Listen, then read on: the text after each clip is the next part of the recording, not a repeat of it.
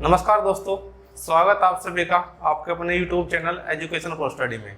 आज की इस वीडियो में हम बात करने वाले हैं class 10 science chapter 1 chemical reaction and equation. Chemical reaction and equation.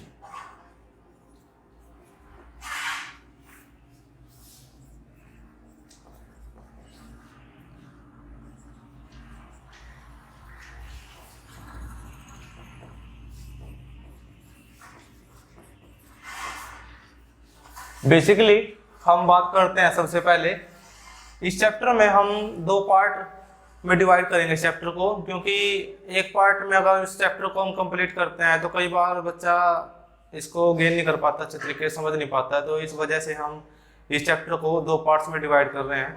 First part में हम रखेंगे इसको, जो फर्स्ट पार्ट में जो हम कवर करने वाले हैं इसमें क्या होगा,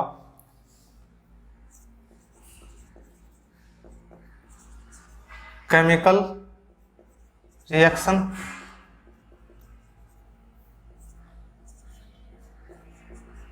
रासायनिक अभिक्रिया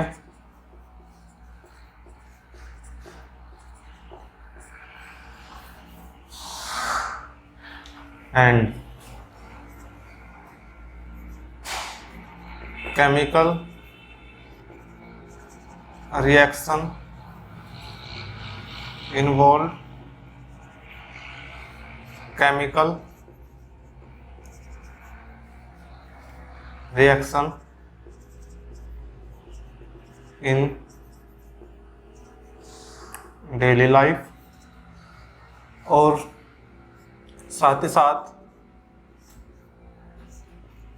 हम बात करेंगे बैलेंस्ड केमिकल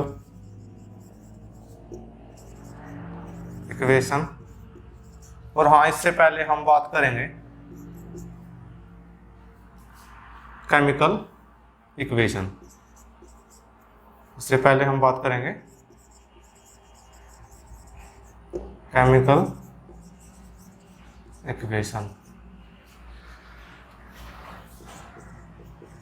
रासायनिक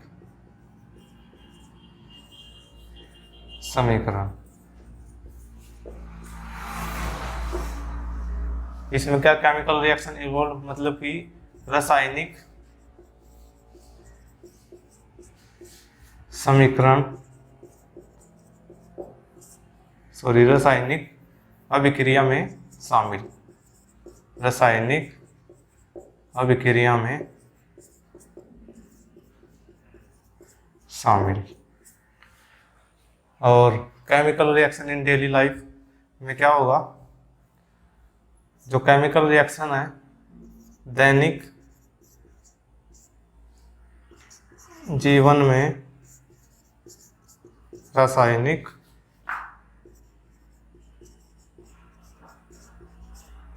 अभिक्रिया।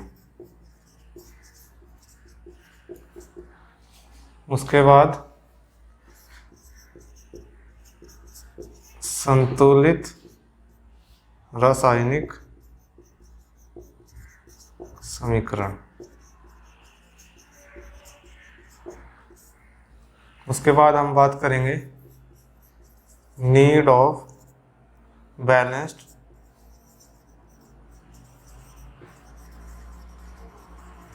केमिकल इक्वेशन, संतुलित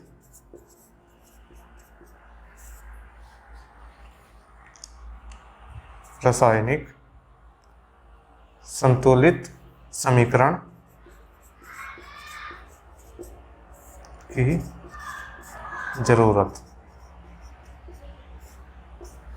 इस पार्ट 1 में हम इन टॉपिक्स के ऊपर बात करने वाले हैं। चलिए one by one in topics को देखते हैं कि कैसे क्या कुछ है इस चैप्टर में। बड़ी बेसिक सी टर्म है जो सभी चैप्टर्स में आपको हेल्प करेगी। ये चैप्टर ऐसा है जो आपको सेकंड और थर्ड चैप्टर में बहुत ज़्यादा हेल्प मिलने वाली है। तो बेसिक सी टर्म्स है, इनको हम सीखेंगे कि क्या होता है। सबसे पहले बात करते हैं chemical reaction. Chemical reaction basically होता क्या है, जब कोई दो सब्सटेंस आपस में मिलते हैं और कोई नया प्रोडक्ट बनाएंगे, उसको बोलेंगे हम केमिकल रिएक्शन या फिर रासायनिक अभिक्रिया। ये क्या है? रासायनिक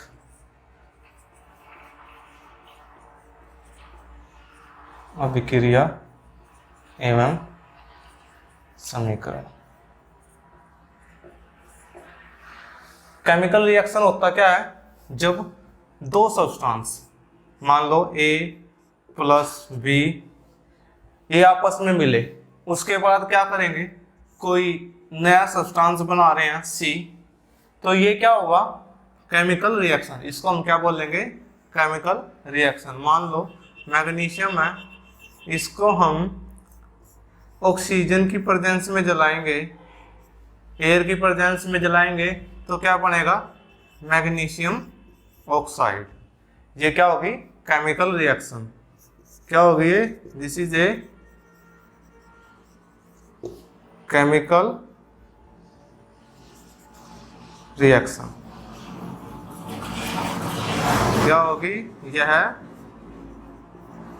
रासायनिक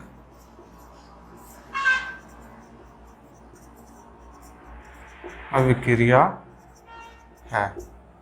यह एक क्या है, रासायनिक अभिक्रिया। समझ में आया। उसके बाद क्या है, जो एक केमिकल रिएक्शन होती है, इसको हम फिजिकल मेथड के द्वारा इसको रिवर्स नहीं कर सकते।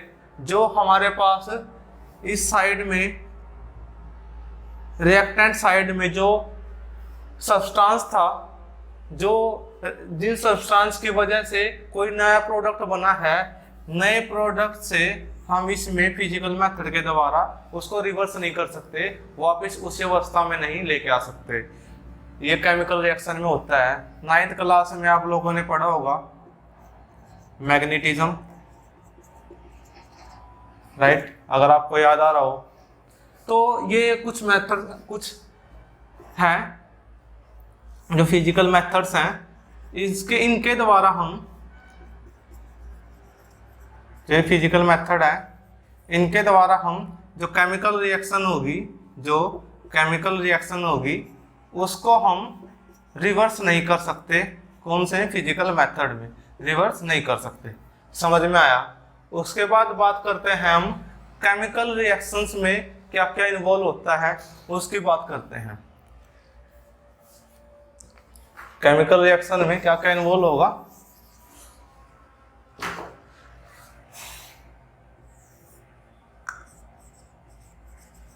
केमिकल रिएक्शन इन्वॉल्व रासायनिक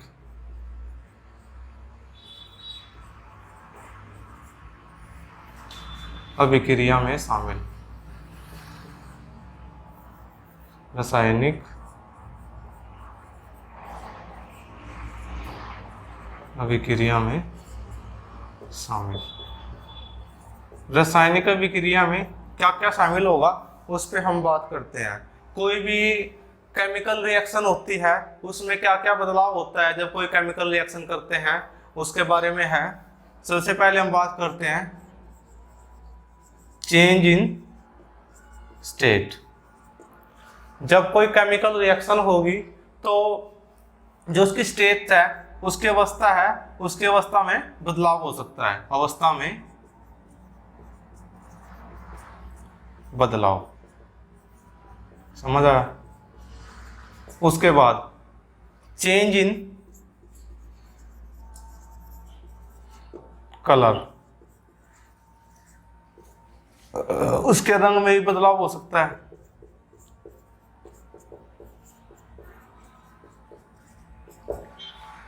change in temperature, change in temperature, तापमान में बदलाव, तापमान में बदलाव, समझ आया। उसके बाद कोई गैस भी निकल सकती है,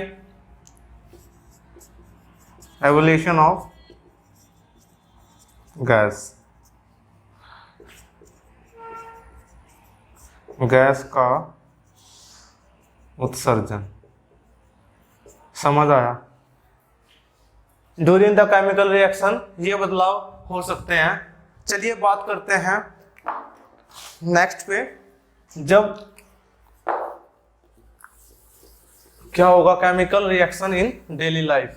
डेली लाइफ में हम कहां कहां केमिकल रिएक्शन देखते हैं उस पर बात करते हैं।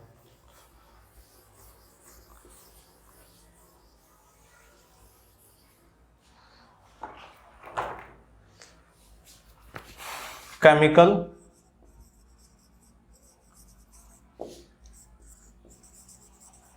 रिएक्शन इन डेली लाइफ, दैनिक जीवन में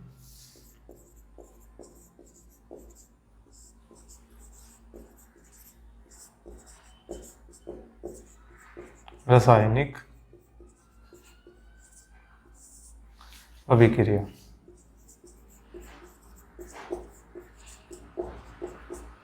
राइट।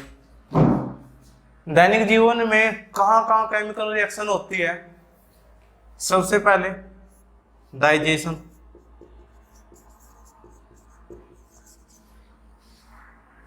पचना, किसका? भोजन का पचना।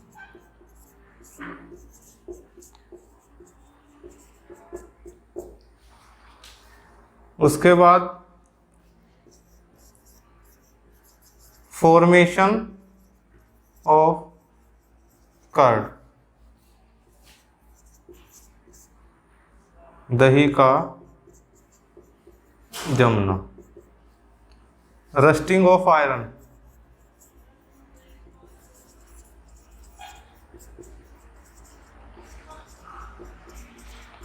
लोहे पर जंग लगना।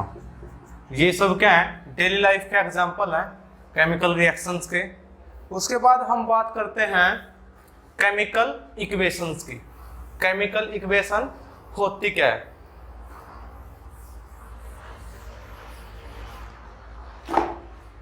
अभी हमने बात की थी केमिकल रिएक्शन की, उसके बाद हम बात करते हैं केमिकल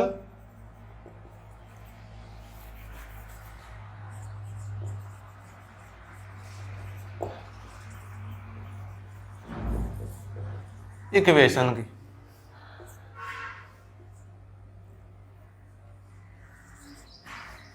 रासायनिक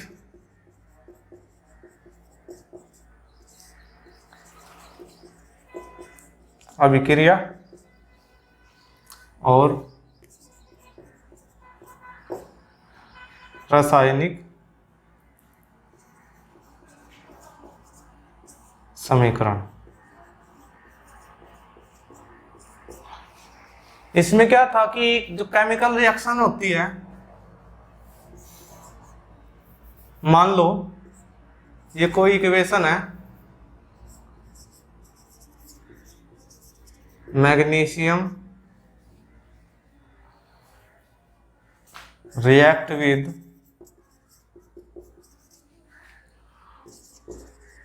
oxygen and found a new substance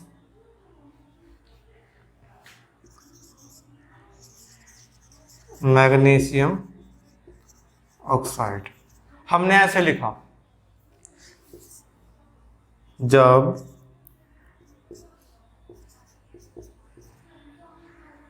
magnesium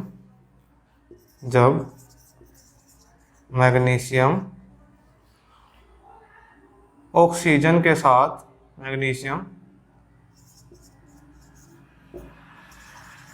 oxygen के साथ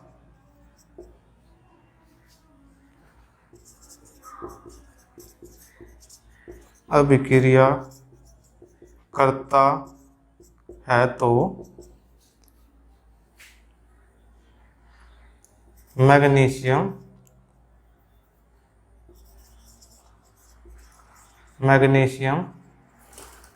ऑक्साइड बनाता है।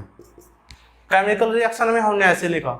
और उसके बाद क्या, जो केमिकल इक्वेशन है, इस केमिकल इक्वेशन को जब हम सिंबल की फॉर्म में प्लस विद स्टेट लिखेंगे तो वो क्या होगी, केमिकल इक्वेशन। फॉर एग्जाम्पल, जैसे यहाँ पे क्या था, magnesium react with oxygen and form a new substance magnesium oxide. तो मैग्नीशियम को ऐसे लिखते हैं, सिंबल होता है, प्लस ऑक्सीजन का सिंबल ये होता है, रिएक्ट करेगा। जब ये रिएक्ट करता है तो क्या बनाता है, मैग्नीशियम ऑक्साइड।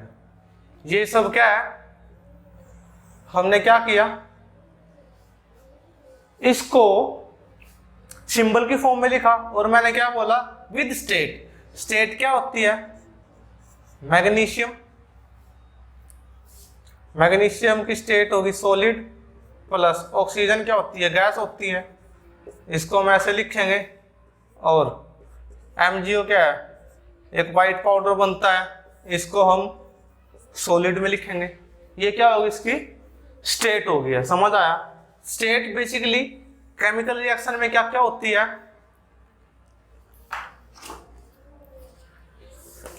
केमिकल रिएक्शन में जो स्टेट्स होंगी,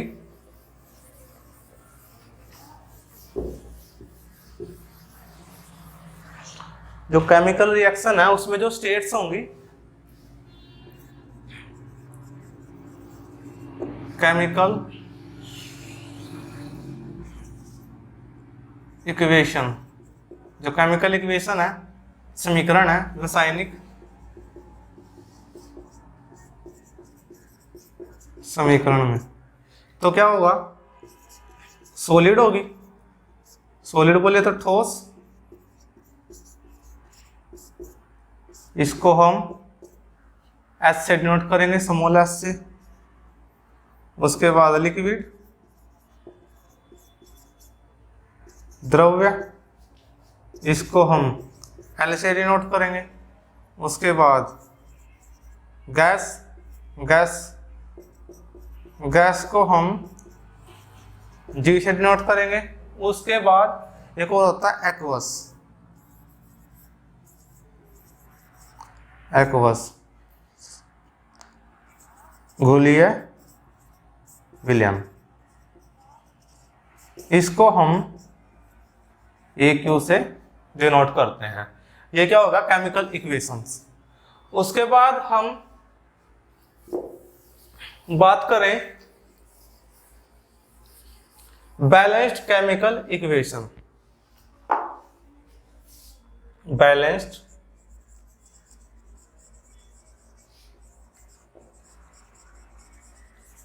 केमिकल इक्वेशन, इस पार्ट का वेरी इंपॉर्टेंट, समझने लायक। बैलेंस्ड केमिकल इक्वेशन, संतुलित रासायनिक समीकरण।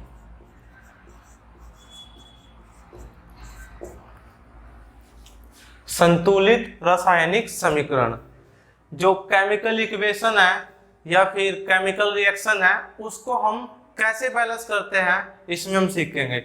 यहाँ पे क्या होता है कि स्टूडेंट्स पजल हो जाता है, भाई हम कैसे इसको बैलेंस करें। एक सिंपल सा छोटा सा सीखने लायक तरीका है, उसको सीखते हैं हम। मान लो हमारे पास एक इक्वेशन है,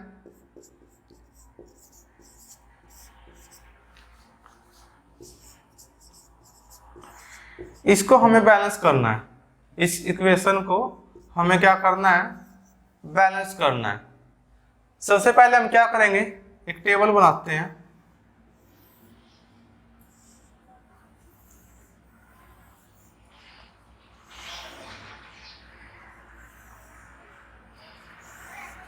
एक टेबल बनाएंगे, इसमें हम एलिमेंट्स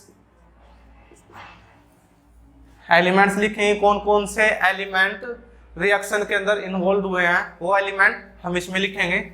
इस साइड लिखेंगे हम रिएक्टेंट। क्या लिखेंगे?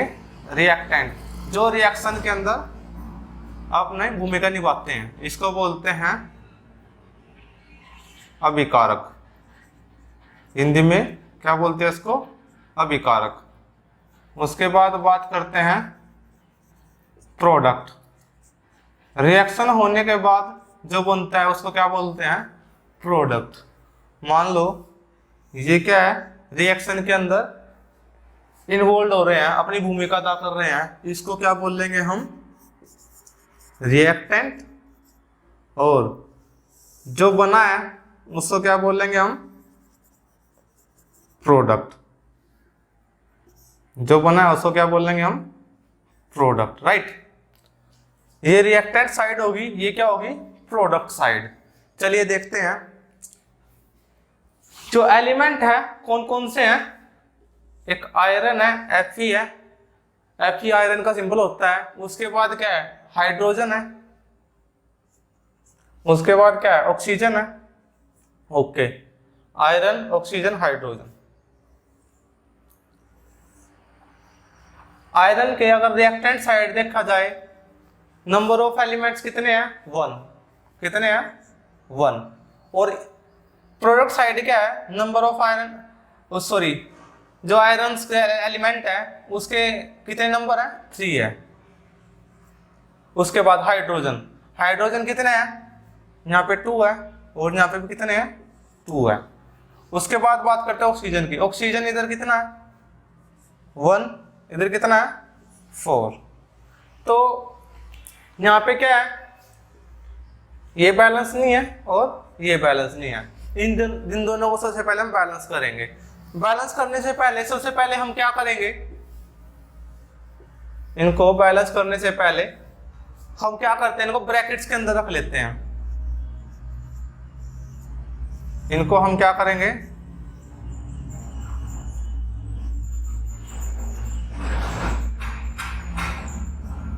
ब्रैकेट्स के अंदर रख लेते हैं।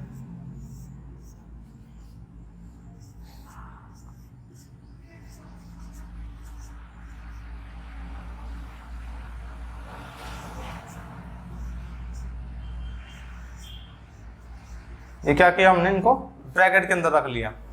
उसके बाद हम टेबल में चलते हैं। आयरन है, रिएक्टेंट साइड तो नंबर ऑफ एलिमेंट्स कितने हैं? 1 है, और इधर कितने हैं? 3 है।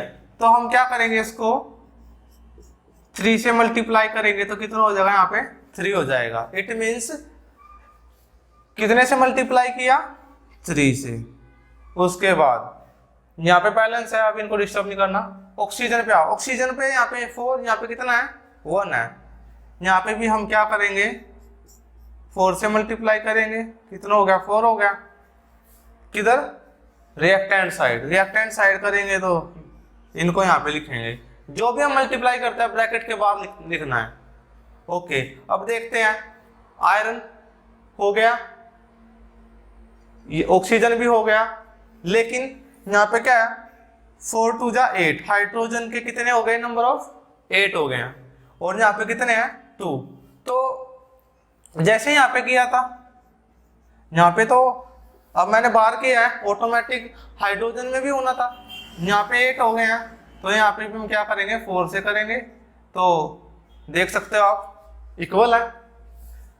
यहाँ पे क्या करेंगे? हम 4 कर देंगे। उसके बाद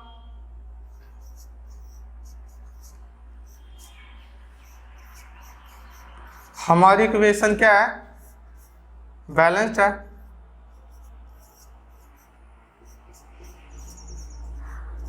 ये इक्वेशन क्या होगी? बैलेंस्ड होगी। इस इक्वेशन की हम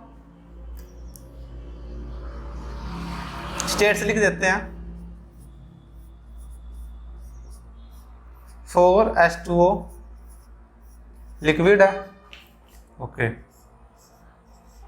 Fe3O4 सॉलिड है, प्लस 4H2 क्या है, गैस है।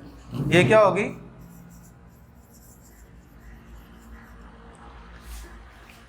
बैलेंस्ड केमिकल इक्वेशन, संतुलित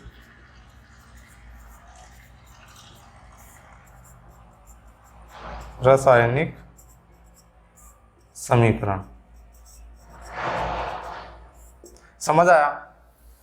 ओके, ये बात होगी यहाँ पे। ऐसे ही हम बहुत सारी इक्वेशंस को हम बैलेंस कर सकते हैं इस मेथड के जरिए, और बड़ा ही इजी मेथड है, एक दो बार करोगे तो आसानी से आप सीख जाओगे। अब यहाँ पे हमने क्या किया, जो इक्वेशन है इसको बैलेंस किया। ऐसी जरूरत क्या थी इसको भी बैलेंस करने की, क्यों हमने इस इक्वेशन को बैलेंस किया, उस पर हम बात करते हैं।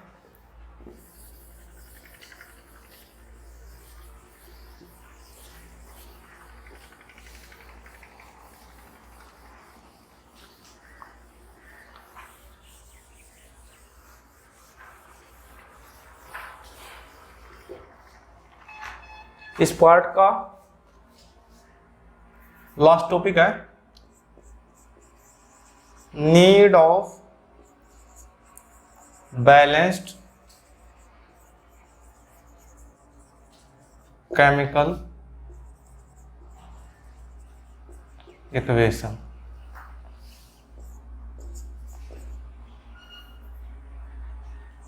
संतुलित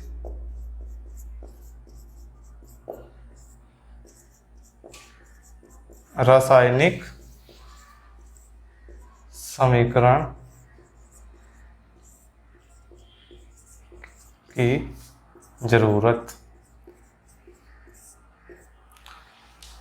अगर आपको याद हो, 9th में हमने लॉ कंजर्वेशन ऑफ मास पढ़ा था, लॉ कंजर्वेशन ऑफ मास, द्रव्यमान का संरक्षण।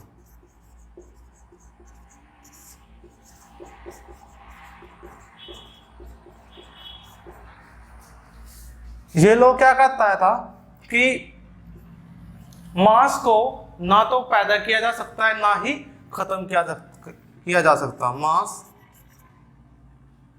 Never be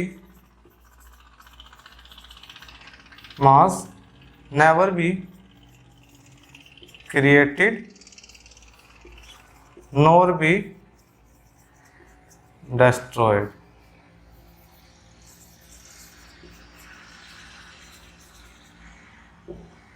It can change one form to another form.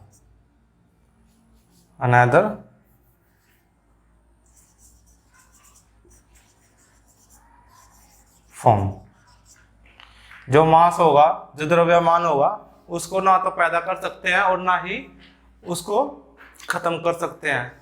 इसको हम एक फॉर्म से, एक अवस्था से दूसरी अवस्था में बदल सकते हैं। इससे क्या कंक्लूजन निकलता है, क्या निष्कर्ष निकलता है?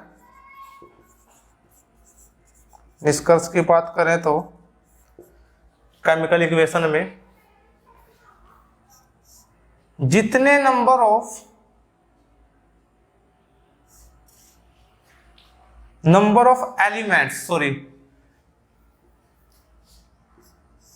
एलिमेंट्स का जितना नंबर हम रिएक्टेंट साइड रखेंगे उतना ही प्रोडक्ट साइड रखेंगे। इससे ये बात निकल के आती है। इसलिए जो इक्वेशन होती है उसको बैलेंस करना जरूरी होता है। आज की वीडियो में बस इतना ही। अगर आपको वीडियो अच्छी लगी हो तो लाइक करें, शेयर करें और कमेंट करके हमें बताएं आपको ये वीडियो कैसी लगी। जय हिंद, वंदे मातरम।